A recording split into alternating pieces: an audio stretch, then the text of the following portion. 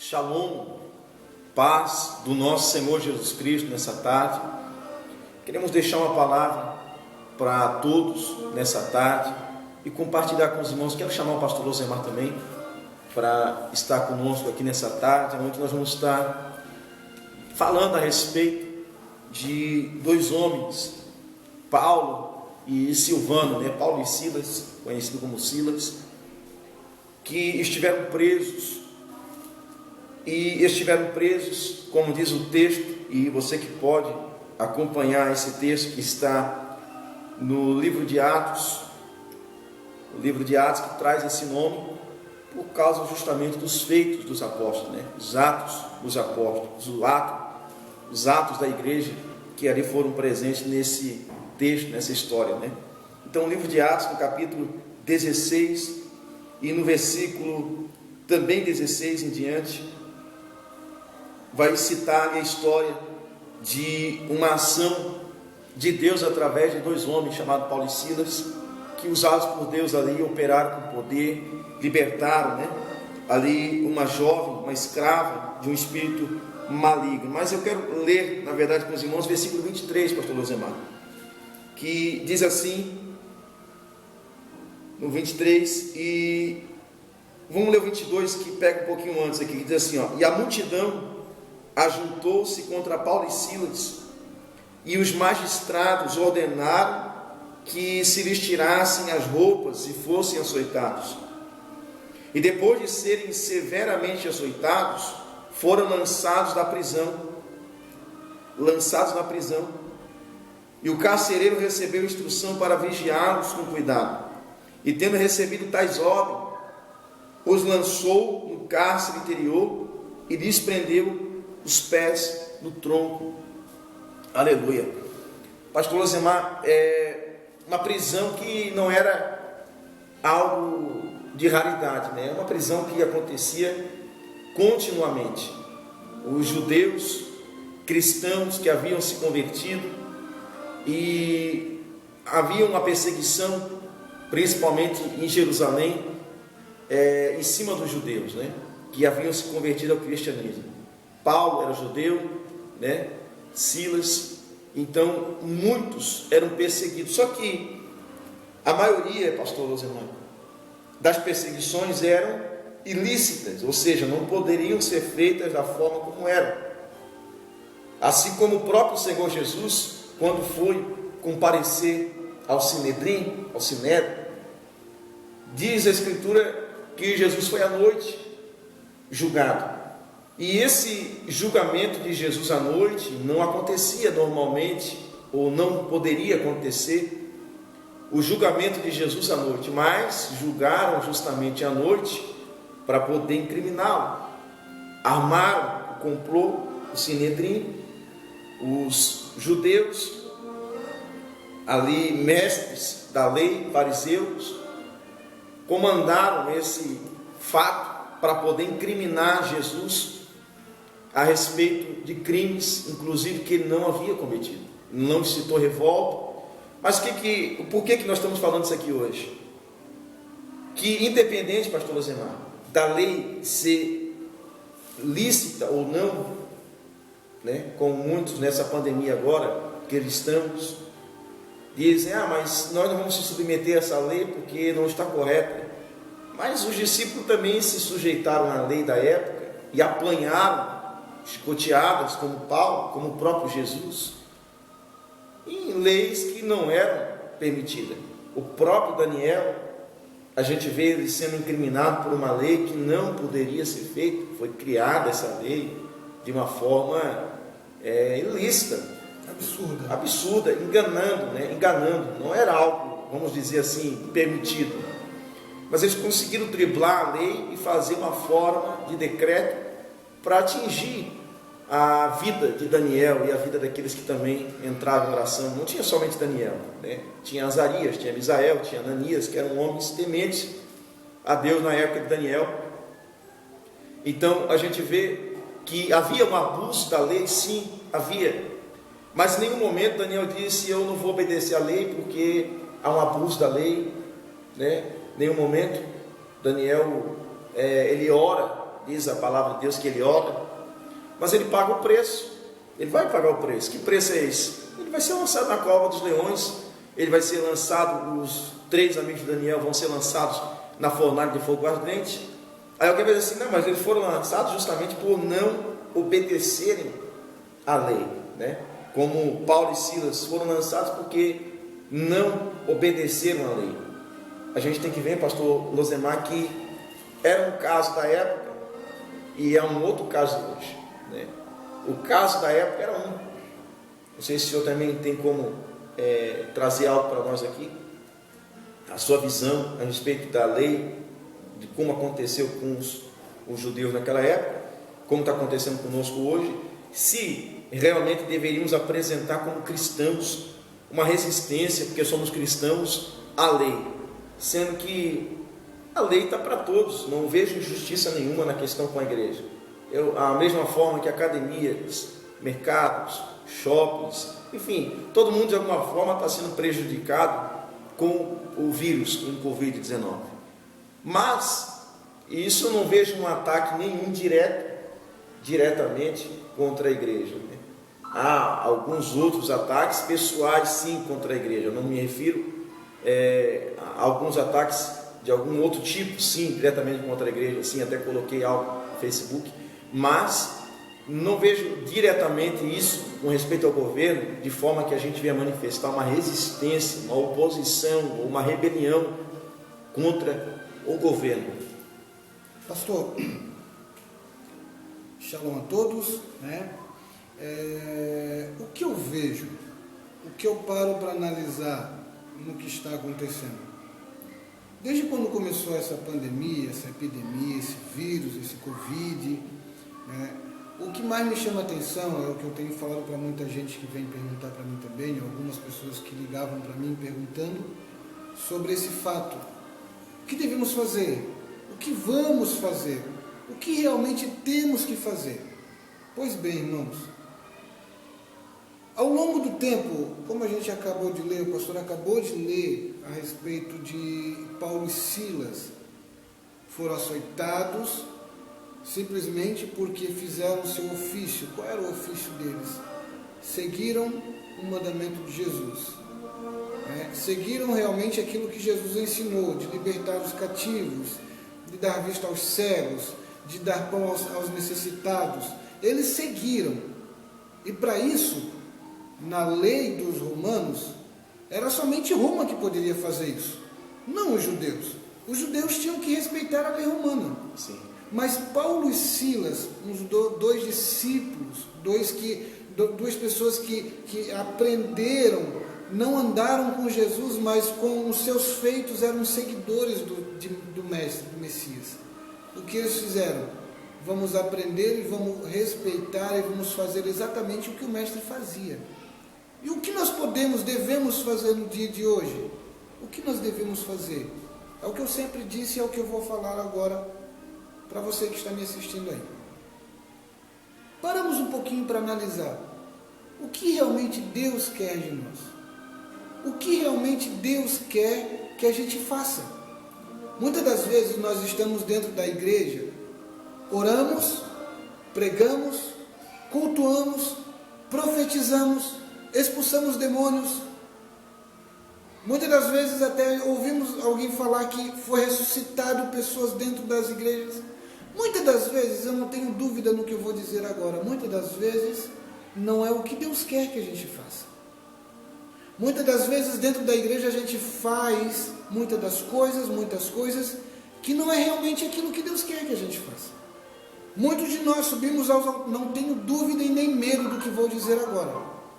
Muitas das vezes subimos nos altares, pregamos e estamos dentro de das casas, dentro da nossa casa, com uma vida totalmente desgovernada e desrespeitada. Muitas das vezes temos respeito de muitos dentro da igreja, mas dentro da nossa casa não temos o devido respeito e não damos o devido respeito. Agora chegou uma lei para nós, para todos.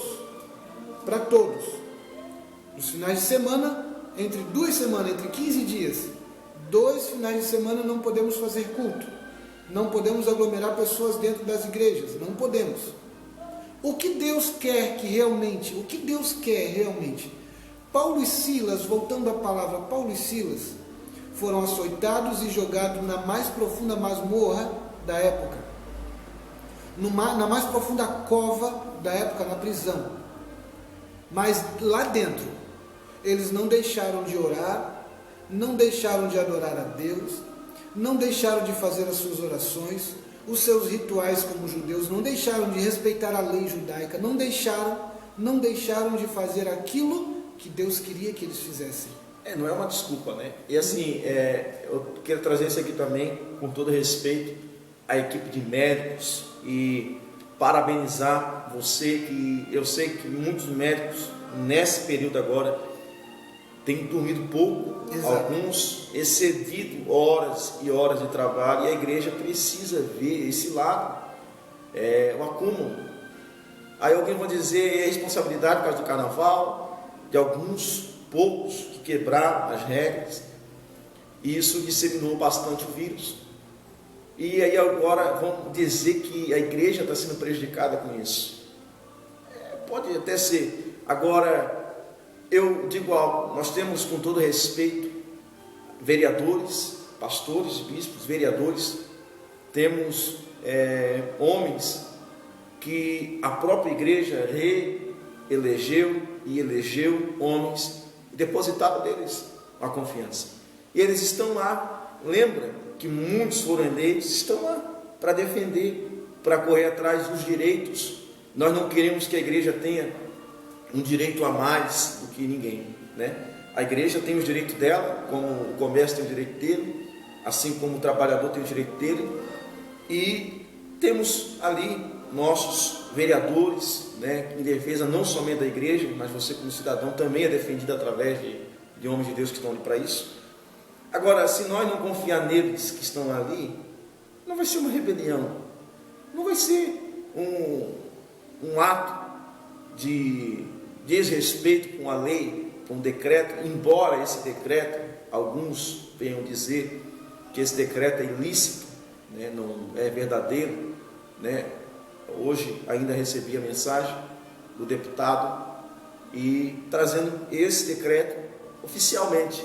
Então tem a prova de que esse decreto é oficial.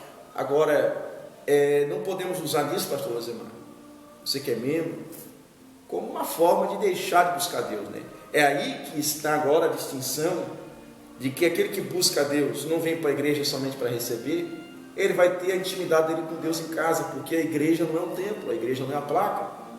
Aonde você está se torna a igreja. E Paulo e Silas tiveram na ocasião deles, aonde eles fizeram de igreja a cela de prisão, Exato. ganharam a alma do carcereiro. E o que me chama a atenção, pastor, dentro desse decreto, desculpa eu estar interrompendo nesse momento, o que me chama a atenção, dentro desse decreto, eu observei algo muito interessante. Quanto tempo que temos, pastor? Temos quanto tempo ainda? Tem bastante, uns 10 minutos ainda. O que me chama muita atenção, eu achei nesse decreto ali, eu li algo que me chamou muita atenção, sendo que no decreto mostra que as igrejas não podem ajuntar pessoas. Sim. Dentro dessas 2 semanas, desses dois finais de semana. Não podem. Mas podem deixar a igreja aberta e fazer presencial. Sim. Deixar uma após outra entrar e nós como os pastores, abençoar o povo que está chegando. Não pode fazer aglomeração. Sim. Tem que a igreja estar fechada, mas a gente pode fazer o devido, como é que eu posso dizer, não é presença, como é que eu posso dizer, pastor? Presencial. Para essa pessoa que está chegando ali, fazer o Normal, culto necessário para essa pessoa ali. É o que muitos pastores hoje, não peço perdão da forma que eu estou dizendo, né? Muitos pastores hoje não querem mais fazer isso, pastor. Não querem mais. Não. Naquela época, na época de Paulo e Silas, eles levavam, eles incentivavam, eles viam o que Jesus tinha feito, que entrava dentro da casa do cego, entrava dentro da casa do coxo, entrava dentro da casa do necessitado. Jesus era escorraçado, Jesus era escorraçado por algo que ele nitidamente ele fazia, ele gostava de fazer. Ele chegava na casa do bandido, Vou levar essa expressão. Ele chegava na casa do bandido e eles falavam: olha lá, Jesus está entrando dentro da casa do pecador. Jesus está entrando, olha lá, Jesus está sentando junto com o pecador. Quem é este que senta junto com o pecador? Agora, muitos pastores hoje não estão mais fazendo isso. Vê um mendigo lá na rua, não é de direito ir lá levar um pão para o mendigo. Não abre-se mais a porta da sua casa para o mendigo entrar e comer junto com... Mas o que é isso, pastor Losemar? Falando uma coisa dessa. O que é isso? Digo mais. Jesus, Deus, o Eterno, quer que a gente volte a praticar aquilo que Jesus fazia. Digo mais.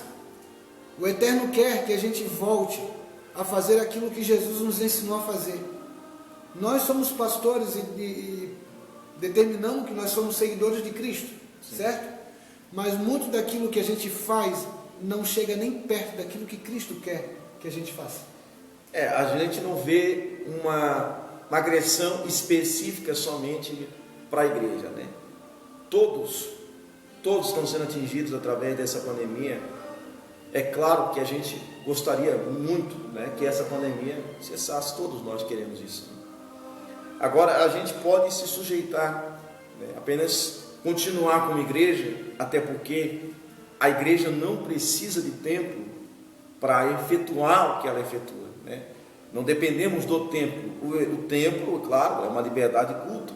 Temos no Brasil, graças, né, a políticos que nós elegemos, que combateram, e há pastores ainda retrô, né, que vivem julgando, né, a política e a igreja não se mistura. É engraçado que foram políticos que mantiveram a liberdade de culto no Brasil ainda, e muitos ainda estão lutando, com certeza, para que as coisas possam melhorar para todos nós. Então é egoísmo a igreja hoje querer ver somente o lado dela, sendo que a gente viu esse ano agora, realmente a igreja teve liberdade, então conseguiu trabalhar, lógico, com menos quantidade de pessoas.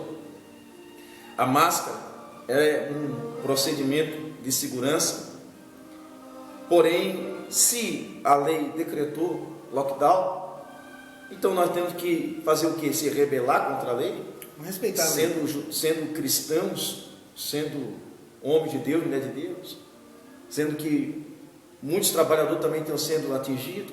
E aí tem a outra questão, pastor Losemar. Enquanto a igreja pensa somente no egoísmo, acho que a igreja deveria se unir para jejuar, orar. Pessoas que agora estão, médicos que agora estão, que também precisam de oração, que agora estão, de repente, 3, 4, 5 noites sem dormir direito, para poder ajudar pessoas ali, e estão trabalhando muito mais às vezes ali do que a própria igreja. Estão ali dando a vida muito mais, o sangue muito mais, sem comer, sem dormir, do que muitos pastores. E estão ali dando a vida, dedicando para salvar a vida. Então a igreja tem um papel fundamental, com certeza a igreja tem um papel fundamental. E não é isso que está acontecendo. A igreja não está sendo atingida dessa forma, como muitos estão dizendo, que a igreja é algo fundamental, estão querendo tirar isso. Acho que de forma nenhuma. Todos são essenciais, como o mercado é essencial, farmácias, enfim, tudo tem um porquê e um motivo, né? Porém, a igreja precisa orar pelos médicos, orar por esses que estão agora em UTIs, leitos. Não importa se o problema é do governo, por que não investiu, enfim, cada um tem o seu porquê de falar. Independente de tudo isso, a igreja precisa estar pronta. Nós vamos oferecer aquilo que nós tivermos condição de oferecer. E com certeza aquilo que a igreja tem feito, que é o limite, né, o limite que tem sido dado é esse, nós vamos se sujeitar. Nós, do Ministério da Casa de Oração, Ministério de Cristo, vamos continuar respeitando as autoridades, não passamos para a igreja, nem para pastores nenhum, querer se rebelar, se levantar, até porque não há ameaça nenhuma dessa questão de querer interromper o trabalho. Se eu quiser cortar, pode cortar e a gente começa outro